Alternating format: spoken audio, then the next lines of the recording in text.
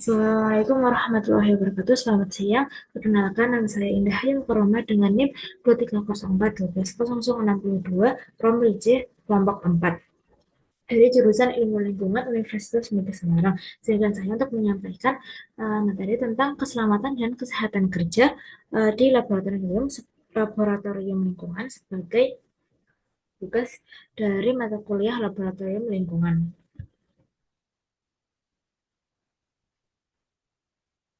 Yang pertama ada konsep dasar K3 di laboratorium. Keselamatan dan kesehatan kerja atau K3 di laboratorium bertujuan untuk mencegah kecelakaan, melindungi pekerja, serta menjaga lingkungan kerja yang aman dan efisien.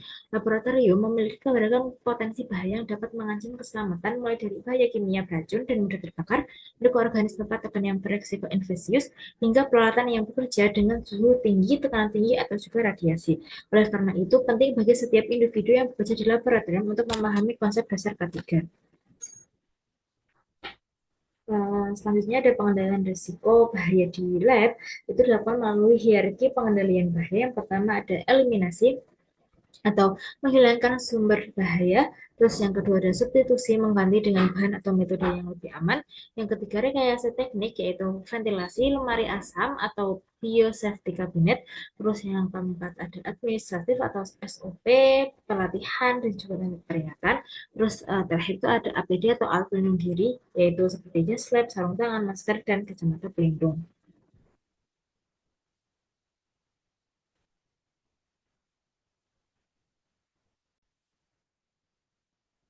Yaitu penyimpanan dan penggunaan bahan kimia, yaitu semua bahan kimia yang itu harus diberi label sesuai dengan GHS atau Globally Harmonized System. Terus penyimpanan berdasarkan sifat bahan, semisal asam ya asam, basa dan basa. Terus ada juga harus tersedia lembar data keselamatan bahan.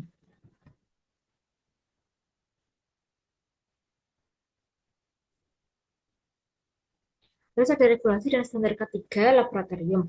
Standar yang menjadi acuan yaitu ada OSH atau Occupational Safety and Health Administration. Terus ada NIOSH yaitu National Institute for Occupational Safety and Health. Terus ada ISO 40501 tentang sistem manajemen K3 dan ada peraturan pemerintah tentang pengelolaan limbah K3. Terus ada alat atau di laboratorium yang pertama ada tabung reaksi untuk mereaksikan suatu larutan, atau ada platetes ini juga untuk mereaksikan tapi berupa padatan yang kemudian ditetesin sebuah larutan. Nah, terus kemudian ada pipet tetes ini untuk mengambil larutan atau juga untuk menetesi. Terus ada juga penjepit. Nah, ini tuh penjepit untuk tabung reaksi jika kita sedang mereaksikan eh jika kita sedang memanaskan suatu larutan di tabung reaksi tersebut. Terus kemudian ada pembakar spiritus ini juga ini untuk memanaskan larutan. Terus ada alu dan mortal ini untuk menghaluskan atau melumatkan suatu atau bahan. Kemudian ada kaki tiga ini untuk menyangga wadah atau alat ya di lab itu yang kemudian di bawahnya itu ada spiritusnya untuk dipanaskan. Dan glass breaker ini itu untuk menyimpan larutan atau wadah untuk sebuah larutan atau bahan kimia. Nah, ini juga untuk bisa mencampurkan bahan. Nah, terus ada Erlenmeyer atau labuan Erlenmeyer ini untuk mereaksikan suatu bahan juga atau mencampur. Terus ada batang pengaduk, ini seperti namanya yaitu untuk mengaduk sebuah hal agar tercampur rata. Selanjutnya ada simbol ketika di laboratorium. Yang pertama ini gambar pohon dan ikan yaitu bahaya terhadap lingkungan. Jadi jika menemukan sebuah bahan dengan simbol ini jangan sembarangan dibuang ke lingkungan karena akan sangat berbahaya. Terus ada gambar ini yaitu artinya toksik atau beracun. Kalau yang ada kode T plusnya itu yaitu very toxic atau sangat beracun. Terus kemudian ada simbol X ini tuh harmful atau berbahaya. Terus ada juga iritan ini tuh sama, namun biasanya di pojok bawah itu ada kode I-nya yang artinya iritan atau iritasi. Terus kemudian ada uh, high flammable yaitu mudah terbakar, bahan kimia yang mudah terbakar. Ada yang highly, ada yang extremely. Terus ada juga yang ini simbol bahan yang bahan yang bersifat oksidatif atau mudah oksidasi melalui penguapan. Nah, terus untuk ini itu bahan yang mudah meledak, terus ini yang bersifat korosif. Selanjutnya ada alat pelindung diri atau APD. Di lab itu ada jas lab melindungi dari tumpahan bahan kimia atau percikan bahan kimia itu. Terus ada face shield melindungi muka. Terus ada sarung tangan melindungi tangan. Terus ada masker, kacamata, dan kacamata. Terus ada simbol-simbol di laboratoriumnya itu ada hati-hati, terus ada hati-hati kepala terbentur, hati-hati ketinggian lantai. Nah, ini tuh nggak semuanya di laboratorium karena ini biasanya di tempat kerja. Tapi beberapa emang ada yang di laboratorium seperti mungkin bahaya medan magnet tinggi ini bisa ada di laboratorium. Terus hati-hati bahan mudah terbakar ini di lab. Hati-hati mesin menyala otomatis ini enggak. Terus bahaya bahan oksidator ini bisa di lab. Terus hati-hati area pengangkatan barang atau kren, terus hati-hati permukaan panas yang bisa juga di lab. Terus ada bahaya radiasi ini bisa juga di lab. Terus hati-hati tangan terjepit, terus hati-hati saat berjalan pada tangga, terus bahaya listrik tegangan tinggi ini ada di lab. Terus kemudian hati-hati temperatur ruangan rendah ini juga bisa ada di lab. Selanjutnya ada potensi bahaya di laboratorium. Yang pertama ada bahan kimia, bahaya kimia. Nah, bahaya itu seperti korosif, yaitu dapat merusak jaringan tubuh atau peralatan, contohnya asam sulfur dan natrium hidroksida. Terus ada mudah terbakar, bahannya seperti etanol, aseton, dan ether.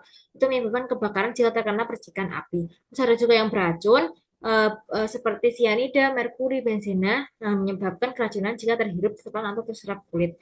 Terus kemudian ada reaktif, yaitu natrium metal atau perklorat, itu bereaksi hebat dengan air atau bahan lain dan beresiko untuk menyebabkan ledakan.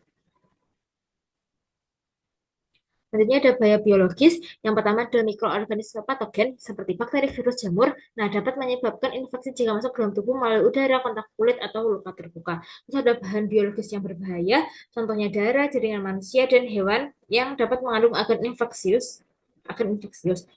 Terus kemudian ada produk bioteknologi, rekayasa genetik atau bahan biologis sintetis yang dapat menimbulkan resiko yang belum sepenuhnya dipahami. Jadi kayak hati-hati jika di laboratorium bioteknologi karena beberapa rekayasa genetik atau bahan biologis yang sudah disintetis di sana itu uh, bahayanya itu belum diketahui. Jadi sebisa mungkin untuk menghindari bahan-bahan tersebut. Terus ada bahaya fisik, itu pertama ada radiasi, yaitu bisa dari sinar X atau bahan radioaktif.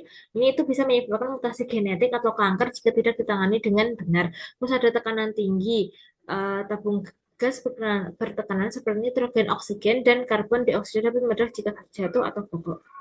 Jadi kan laboratorium itu biasanya ada tabung gas nitrogen atau oksigen. Nah, itu jangan sampai jatuh atau bocor karena itu bisa meledak.